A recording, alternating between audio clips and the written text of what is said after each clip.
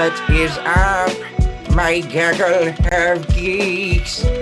Welcome to this episode of Gaggle of Geeks, where we're going to be talking about a bevy of things. We've got the Extraction review. We've got a little bit of talk about HBO Max that's coming out really quickly in May, as well as just some schedule changes because every movie is doing that quarantine shuffle, that Corona shuffle. Here to do that dance with me, Chaz, welcome to the show. Woo! We can add sound effects now to this shit. Hell yeah. How has your week been, my friend? Oh, it's been very quarantine heavy. Yes. How's your week been? I mean, I think most everybody is like, half of everybody is just doesn't care anymore, right? Right. Completely indifferent to everything. The other half is just trying to not die, I think. You know what I mean? Yeah. I don't think anybody's really trying to like now tell people how stupid they are. It's a lot more of like self-protection, just like you do whatever you want at this point, you know, where it's like, have at thee, but me and my own are going to stay here because you guys are nuts. Yeah. We had somebody, when my wife was walking the dog, some guy yell a comment about wearing the mask. Like him and this kid, he was like, and that's why we don't wear masks, like really loud next to her. Strange times. Strange to be like making fun of people being protective. Like, it's like half the country became like middle school bullies or elementary school bullies even. It's like, you wear a helmet when you ride your bike. Yeah, no, it's weird. I don't know. I don't like it. It's a weird world. It's a But weird time to be alive.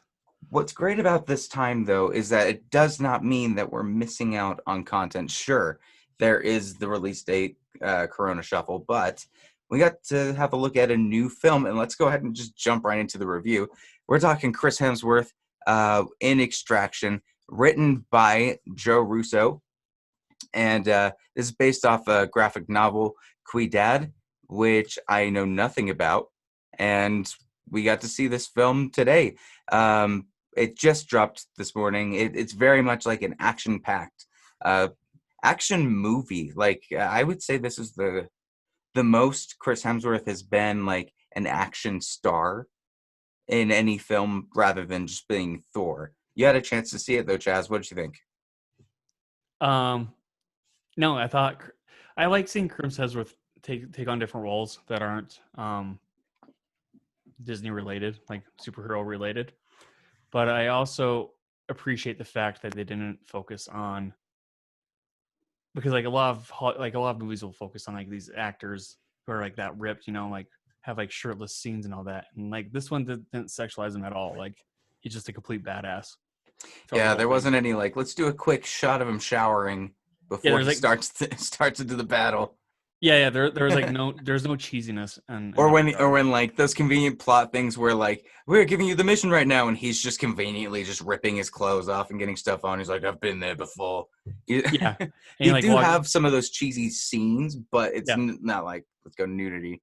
Yeah. So I think he's a talented guy. Like I'm excited to see what else he does. I liked this film. I'm gonna be honest. It's nowhere near like a perfect film, but it's a fun little action film with some flaws. And you've touched on it before we started this with the writing, so I'm gonna let you handle most of that, and I'll talk about some of the good, because the first thing that stuck out to me personally was the action. I think this is some of the best action that we're gonna get this year. I don't think there's honestly, there will not be a film that will be out this year that will have this much action in it. Yeah. No, I agree. I think the action is top notch. There's like a take in there that's like a one take. Yes, so it's a 10-minute one take, and it starts as a car chase and eventually leads into more hand-to-hand combat, but the camera work is insane in it. Like they're panning from probably a guy on a motorcycle holding a camera to him handing it off to somebody that's been hiding underneath the backseat of a car that Yeah. just did like a tailspin around another car, and he catches the camera in there, throws it out, someone else catches it and is just running with him again. I'm sure there's a lot of like stitched together stuff, but man, those kind of scenes with action heavy stuff are so fun to me. Yeah, it kind of reminded me a lot of like the foreign films like Raid and Raid 2. Ooh, totally. I could totally see that Like for the the raid too, camera work in that is so especially that prison intense. scene. Yeah, and so intense and long takes and very well choreographed. And this movie had the same level of intensity, It's especially that one intense. take. Yeah. It's intense for sure, and it's got a pretty simple plot. Tyler Rake is the character Chris Hemsworth is playing. He's a black market mercenary. He's embarking on this deadly extraction. He's enlisted to rescue a kidnapped son of this imprisoned international crime lord, and it's really just him going in and getting that son. And deal goes bad. Bang bang boom boom. There's not too much to it, and I think they did a lot with a simple story like that. More or less, yeah. But whether it was written the right way, Chaz, we'll have to find out. What do you think? I think so.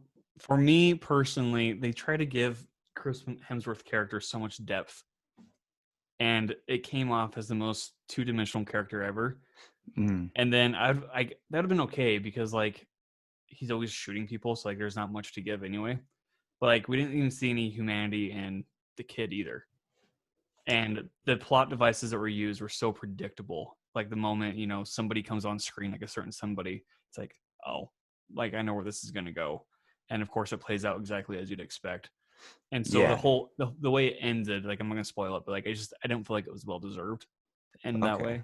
So It definitely does rely on a lot of tropes for like action films, and yeah. maybe the comic does that as well. And they were keeping true to it, and, Yeah, and there was some type of twist or something like that. But yeah, and uh, I didn't know that this was based off a comic. So yeah, well, Joe Russo, from what I understand, between Anthony and Joe, he is more of the comic loving side of that director team, and yeah. Anthony's more of like getting the shots or whatever they're working on. I I think there's that. I guess the only if there's any flaws to me, sure, it's cheesy, but I also really like Bad Boys for Life, and that thing was so damn cheesy that I can't really knock this either. Yeah, he's got a lot of one-liners, um, and there's not a lot of depth within the characters' interactions. They try to do it, but it ends up being kind of boring between each action scene. But you get to see Chris Hemsworth slap the shit out of a lot of kids in this. Like this is John Wick if an 8-year-old killed the dog. And he just like walked in, just started slapping the shit out of a ton of kids. Some Yeah. daycare. No, I agree with that. And I think the cinematography and the music are definitely worth mentioning. And like the performances weren't bad either. I mean, the performances were pretty fine. But for me, really, it's just the writing that took me out. And like halfway through, I'm like, I don't know. Like by the end, I was just asking what the point even was. Mm. I think Chris Hemsworth. It was a good little like start for. I wonder if this is from their production company that they just started, because the Russo brothers just started a new production company. I think this might be one of the first films from it, Oh, and so it might be kind of their starter for it. You know how yeah. Robert Downey Jr. did The Judge when he started his production company back then. But it does prove to me that Chris Hemsworth can be way more than just Thor. And I had a very specific thought. Why haven't we done anything with Crocodile Dundee? That's such an old movie. I have no idea. It's such an old movie, exactly. And the more I kept listening to Chris Hemsworth, the more I kept thinking his comedic chops and his ability to do really great action shots like this. Imagine a world where we have John Wick style action, but with like Deadpool style comedy, but it's Crocodile Dundee. I, I haven't seen that movie in forever, so like I have I nothing haven't to seen it compare either, off but I get the gist, you know. That's a knife. I get that. of. I want to see Chris Hemsworth doing that, is what I'm saying. I think it would work. Do you think Chris Hemsworth could ever pull off a role of being a dad? Hasn't he already? I don't know. Is it worth I'm not mentioning? sure. Should we look at his filmography real quick? Yeah, we'll go through this. What if that's what Thor: Love and Thunder is about? For your father. Dude, what would Thor's son be? Is there a Thor's son? I don't know. That's a good question.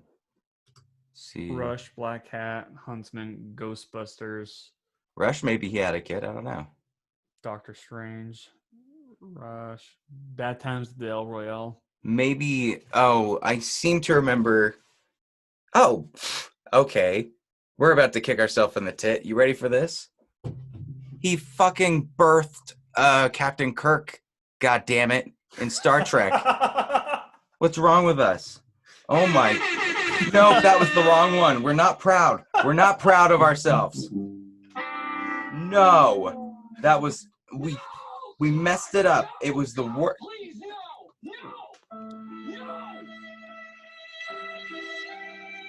Oh, rest in peace. All right, I'm done. There goes our That goes all our credit. yeah. Hashtag film Twitter on this. God damn it. I don't know.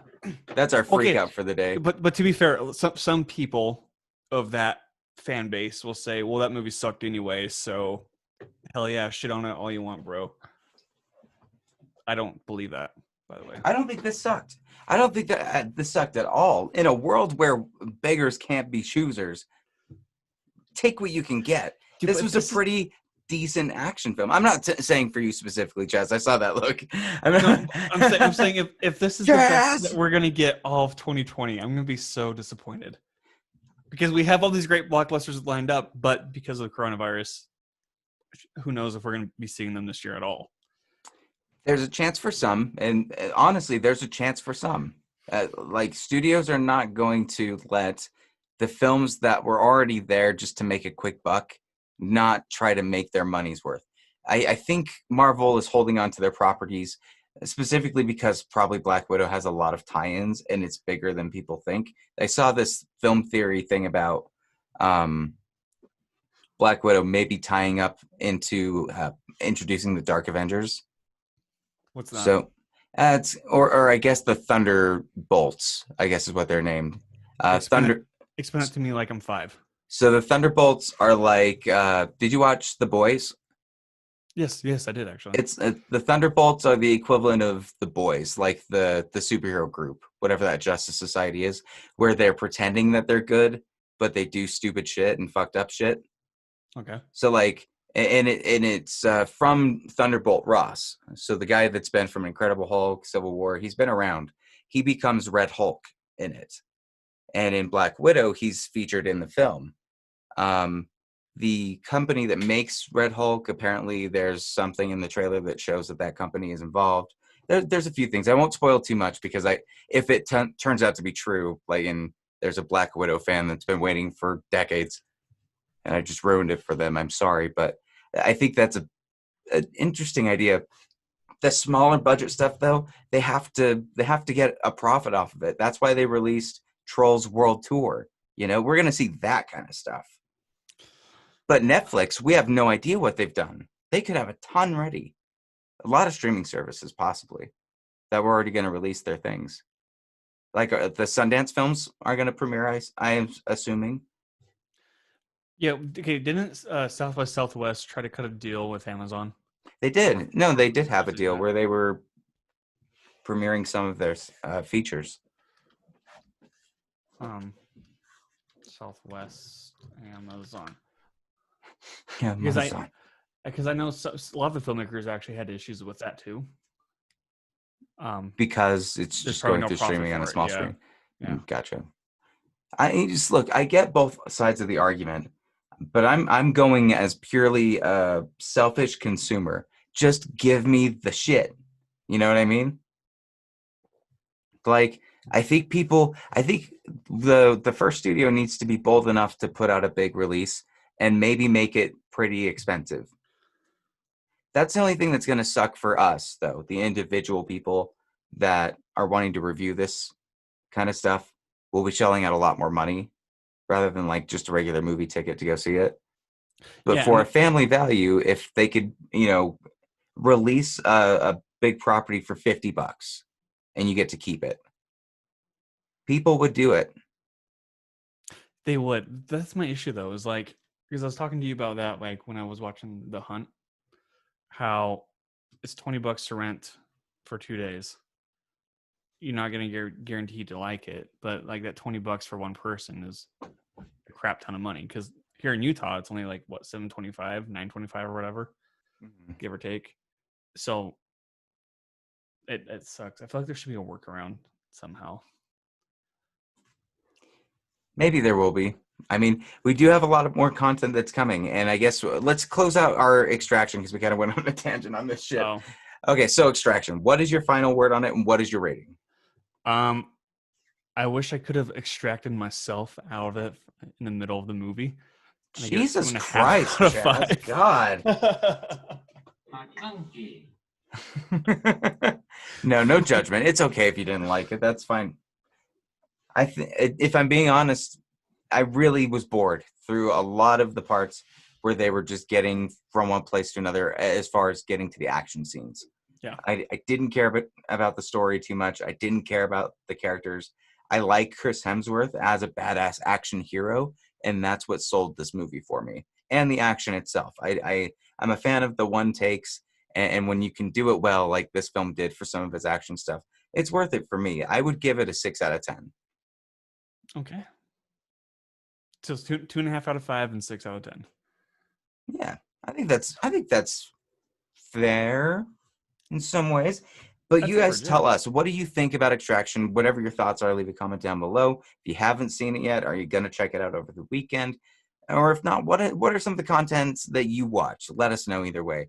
And with that, we move on to the next story where HBO Max has finally unleashed the beast.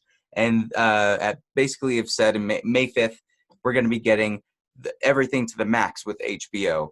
What exactly does that mean? Well, I'm going to tell you some of it. You're going to get not only all of the regular HBO content like Westworld, Last Week Tonight, Veep, you're also going to get Studio Ghibli films that have never been released for streaming in the US before. You're going to get The Hobbit, The Lord of the Rings, The Matrix, the Lego movies, though there is a new side story with that we'll address later if you can remind me. DC films, all of that will be there.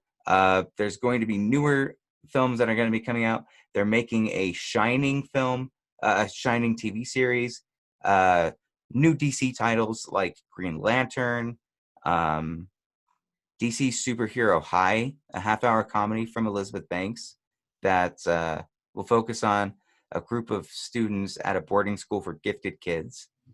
A lot of J.J. Abrams stuff from that big deal that they've got. The Boondocks. When you realize how much Time Warner owns, it's pretty staggering the things that they're going to have on this.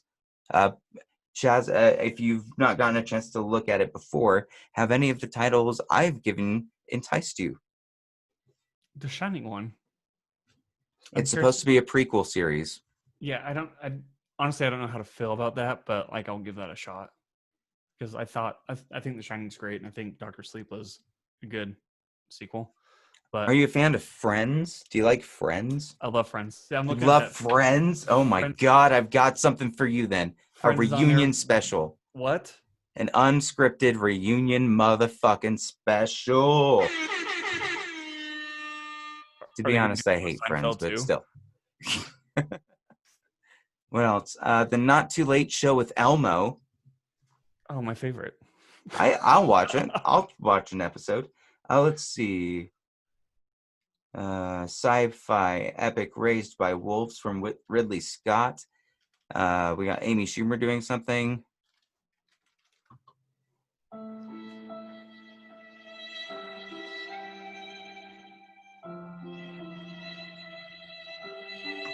We've got Doom Patrol, new original episodes from that. So they're really making on more things like that. But the thing that I'm most interested in, honestly, and I know you'll bring it up later on with more DC stuff with the Snyder Cut, is this Green Lantern series coming from Greg Berlanti that is supposed to have all of the Green Lanterns. What do you think about that? I'm not a huge fan of DC, so I couldn't care less, honestly. I know. Well, that's that. Like, I haven't even watched the TV show for Watchmen yet. Mindy Kaling is doing something. Issa Rae is doing something. Let's see. Reese Witherspoon. Reese Witherspoon is in every single streaming service lately. Apple, Hulu. She's in them all. Melissa McCarthy's got something. They've got a lot of stuff in this. Are you gonna get this? Like, do you have HBO? I have HBO now, so I'm gonna be upgraded to this automatically. You'll be upgraded automatically. Nice. What do you think is going to be the big selling factor for people that maybe didn't want HBO to begin with and might go to this now? Well, like you said, all the shows that are owned by, is it Time Warner, you said? Mm-hmm. Yeah, I mean, if all those shows go to that streaming service specifically, not Netflix or Hulu. That's kind of like what CBS has done with the CBS All Access. That's what Netflix has done with the Netflix originals, Hulu originals. Pretty soon we're going to be seeing HBO originals, Oh, yeah, which totally. we already do. But I mean, for like more primetime TV shows that are owned by Time Warner, for example, like they're all going to jump to that platform instead. So, gotcha. Do you suspect any like big standout thing? Because I don't know. Let's talk Snyder Cut. Damn it. Do you think they're gonna bring it in? Yeah, it's gonna be the secret release. It's not. It's gonna be the prime. Here's the thing. It's gonna be the prime content at 12 o'clock at night when this whole platform was launched. If they had put this release out and also said that you will be getting some surprise content from other creators such as Zack Snyder, something to that extent, maybe even not have said anything, but the fact that like not only have they said it's not likely still, but Snyder still is insisting with all of these screen grabs. We know he's got a cut. I think we all know he's got a cut, but it's not finished. And I don't think the company wants to put money into the stuff that he wants to work on. I don't know. They want a property that's going to give them money. Justice League has cost them so much fucking money so far. They just don't want to. They don't want to put more money into it. Yeah, and there's actually a Twitter war right now not between these two people, but like Twitter users are trying to start something between Zack Snyder and James Gunn. Really? Why? Because James Gunn's taking on Suicide Squad too. But what's his problem with? He just made a comment saying that he wants to subvert some roles and include more female roles in there and not sexualize them. And then so all these fans are starting to point at Zack Snyder. And so I think it's funny because like Zack Snyder and James Gunn have worked directly with each other. Like Zack Snyder's I'm just first weird. movie was Dawn of the Dead. Where's the connection to Zack Snyder though? He didn't sexualize Harley Quinn. No, he wasn't even involved in Suicide Squad. Why is he involved? I have no idea. I'm it's so confusing. It's Joss Whedon did those upshots. Like, go talk to him. Oh my God, Twitter! You got so many better things to deal with. Jesus Christ. Well, I don't think it will happen. I think if there is any potential for anything, maybe there's a documentary that was made. Maybe it's a documentary in the hopes that maybe the documentary will generate enough interest to warrant finishing the cut. What if it's a documentary of Zack Snyder sitting at his computer, reading all the comments on the Snyder cut, and then he's out to make it, but then in the end he says, "Nah, I was just trolling," and then it ends. Or it's just him combing through every Detective Comics to find whether Batman killed someone or not, and going, "See, look at it, Martha." It's not that we don't get it, Zach. It's that it's stupid. Honestly, that's what it is. It's not that we don't get the Martha thing. It's that it's a dumb reason. Touche, man. Tushy. I guess that's all we've got for HBO Max. I mean, Looney Tunes is going to be in there. They really have everything over there. Practical Jokers. And we'll be added into it. So we, of course, are going to do a review of the stuff that we see on it. when that is released on May 5th. Actually, launching May 27th. That's a good distinction. Launch May 27th with programs, licensed hits, and exclusive originals. The one's not delayed by coronavirus, of course. Do you think they're going to come out with original content right away then? From what they're saying, they've got a couple things already in the pipe. Okay, so Apple has their own streaming service, right? Yes. Netflix has theirs. Fandango bought Vudu. That's news. I don't know if that's spectacular news, but that's news. That's where I watch my stuff is Vudu. Yep. Same here. So we got CBS All Access. We have Shudder. We have Hulu. Are we missing Showtime? Are we missing stuff? Amazon Prime. Crackle. I just wonder. I wonder how much stuff is actually going to be shifted because of who owns what and like all these rights. I don't know. I think that's the thing. We'll see how much property Time Warner already has, so they don't have to deal with the rights or anything like that. It's like bam, bam, bam, bam. Mm-hmm. Have you watched 90 Day Fiancé yet? Or have you ever seen it? Or Before the 90 Days? No. Well, that's what I want to talk about today. That's our main story. Because why the hell not? I love this show, Chaz. I love it so much. Okay. I love it more than I love Some Relatives. Do you love it more than you love Natalie? We both would divorce each other for the show. I think we both would mutually go for it. But what makes it so great, though? What do you know about 90 Day Fiancé first? It's like The Bachelor. Okay, well that's a good starting point, I suppose. So 90 Day Fiancé is the plot goes as such. There's two to 70 different shows for 90 Day Fiancé. The first original one was where a fish out of water person that they met online from Ukraine comes to the U.S. and they experience what life would be like for the first 90 days. And at the end, they decide whether they want to get a visa and stay in the U.S. or call it quits. And they're basically like engulfed in this first world country. They're from third world countries, and they're indoctrinated into these crazy families. Some are like super religious, some are rednecks, and just you see Americans with these people, and it's like, this is crazy. And they're super stressful people too. Like a lot of weird stuff happens with it. I've not watched a lot of that one, but 90 Day Fiancé Before the 90 Days is where people need to listen the fuck up and go and watch this shit, because it's the switch that makes it so much better to have an American go to a third world country because they had met somebody online from like the Philippines or from somewhere in Brazil, and so they're going to this third world country and or like this like a small little culture in like South Africa or something, and trying to like have a relationship with them, and they are so out of their depth when it comes to first world problems,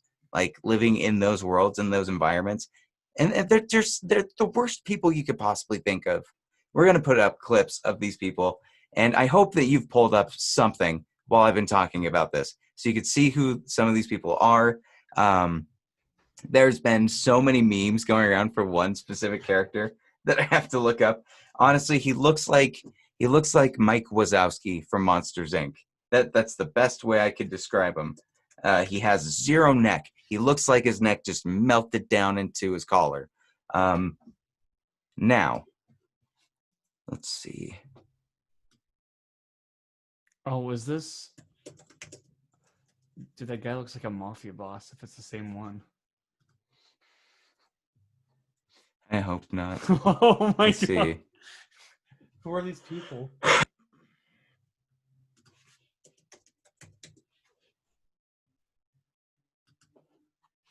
It's got the characters.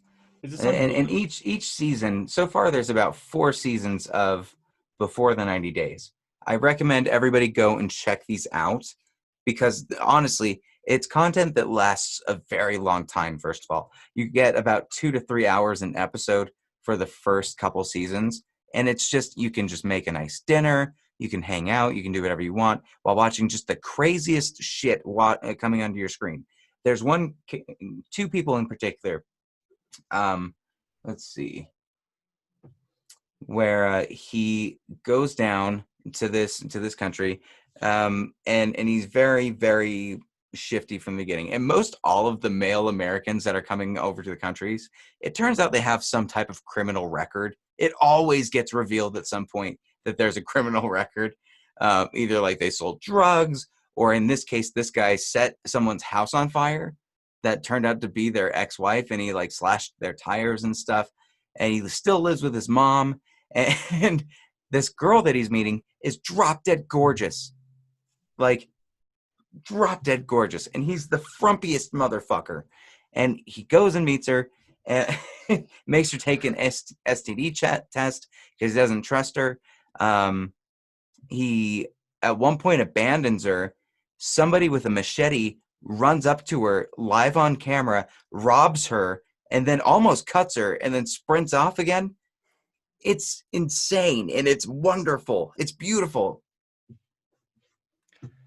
Is this on Hulu? How are you watching it? You can watch it, I believe, on Hulu. You can also watch it if you have YouTube TV. They have the seasons, and just from the Learning Channel app as well. I want to do coverage of this. I'm gonna be honest. It's one of my favorite things that I watch. I do impressions of these motherfuckers, like the two people that had it out the most. And this lady has traveled on to different seasons. Her name is Darcy.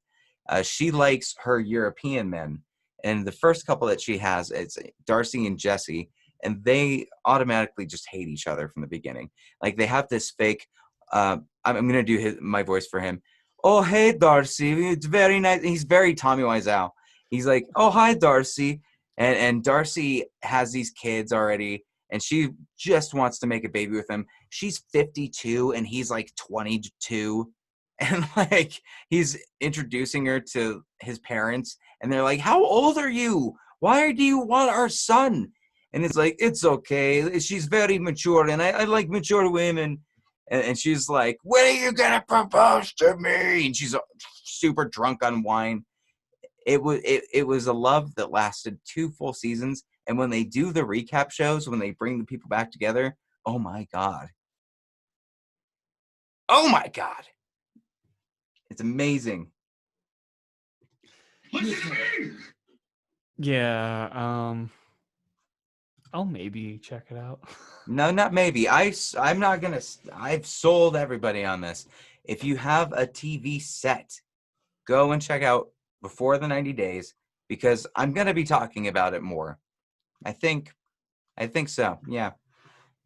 There's just so many characters to talk about, especially in season 4. That one dude is just insane. Can Big Ed trust Rose? His name's Ed and Rosemary. So Ed is the same age as Rosemary's father, and he's come down to the Philippines. I know, that's what's amazing about this shit. He's come down to the Philippines, and so they're living in this crazy place where he has to like shower from a bucket with a ladle and spoon, and like it's like watching Chris Farley try to give himself a shower. It's hilarious. Oh, it's so great. And he's living with the pigs, and he's just like, I don't think I can be here anymore. And he goes to the dad and finally gets her away in this last episode, and they go to a hotel or something. But then he's like giving her these things. Like, first he gives her this nice outfit, then he gives her this super scathy like a shoestring outfit for sexy time. And then he hands her a toothbrush, and he says, your breath stinks. And he says, your breath has stunk from the time I got off the plane until now. You need it. And he was trying to do it in the most politely dickish way, where he's like, I just think when you get diseases in your mouth, it goes into your heart, and you could die from that. And she's like, I have an ulcer. Oh my gosh. There's so many crazy moments. That's like the first 5 minutes. The first comment on this YouTube though is, really, this guy's trying to act like Tom Cruise level, but forgetting he is just Shrek 1 level. Oh, it's Tommy Wiseau. He's totally Tommy Wiseau. He loves his hair, and she loves his hair too. Well, who else can I talk to you about? We've got let's see. Yeah, Darcy's still involved. She's been in there for a very long time. The last season, though, let's see if we can find that. Actually, it wasn't the last season, but it was this couple. This woman is insane. A lot of the women that are middle-aged from America coming to these areas are going to Nigeria because they literally are getting Nigerian print emails that they're responding to. Okay. And so this person, she first thinks she's meeting like this really hot dude, chiseled abs, stunning features, all that shit. Come to find out she was being scammed by someone who is just this dude from India. She thought she was talking to somebody from Europe, but it turns out to be some like crank caller from India. But it turns out that guy likes her now. And he came clean and was like, yeah, it was a fake thing and I was trying to scam you, but now I like you. And she said okay to it. And so she decides to go down, and she gets she moves down. She sells everything, her house, everything. And once she gets there, he's being really fidgety. Like she can only stay in the apartment, and he has to leave because his parents super don't approve and are super angry about it. And then they keep doing this back and forth, and you keep wondering like, why the fuck isn't he doing anything, and why aren't they like a couple? Like he's just leaving all the time. Then come to find out, can you guess what it is? He's married? He's married. Holy shit! The show is crazy. Like there's so many twists and turns.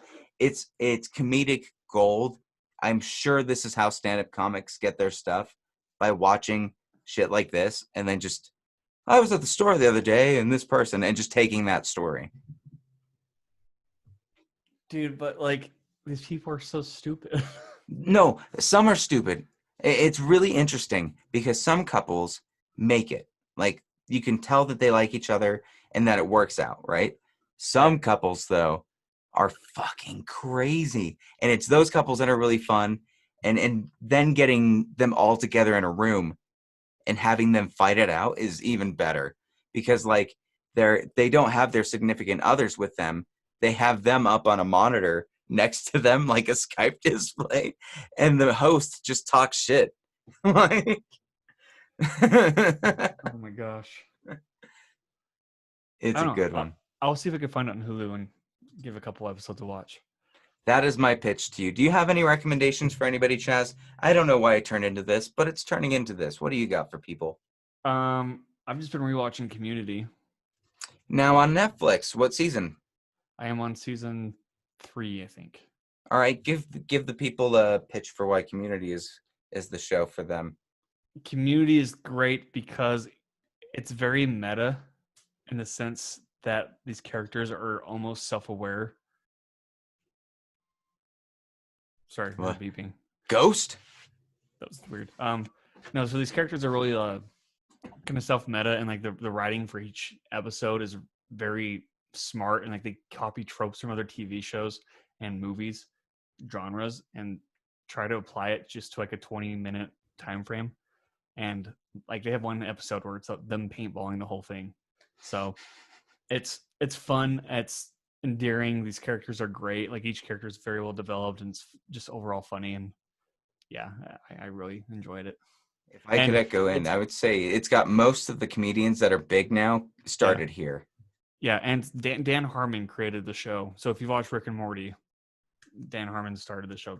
So And Russo brothers directed that Russo brothers paintball did episode. Too. Yep. So if you even like that shit, this is where they got them from. And funny in. enough, they're all, or a couple of them. Abed is cameoed in Winter Soldier, and Ken Jeong is in Endgame as a security guard in the van with the rat. Yep, and it's fun. I really love it. It's season 5. I don't remember what episode it is, but Abed convinced me that Nicolas Cage is a great actor. You sent me that. That will be the link of the day because we're now doing that. The link of the day Okay. will be in the description I'm down sexy below. cat. Before we go, let me go ahead and do a quick plug because we've got merchandise, people. We've got shirts to sell. We have a Patreon account.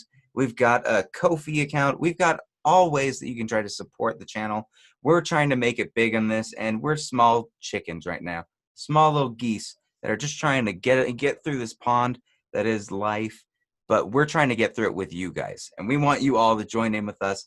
If you don't mind, please go over to iTunes, rate and review us. Go over to YouTube, subscribe, check out all of our stuff. Make sure to check out Chaz at your boy Chaz A. Plugging you for that one already, my boy. And we will send you pizza. I don't know. Just keep on supporting. Thank you for checking us out, and we will see you at the next review.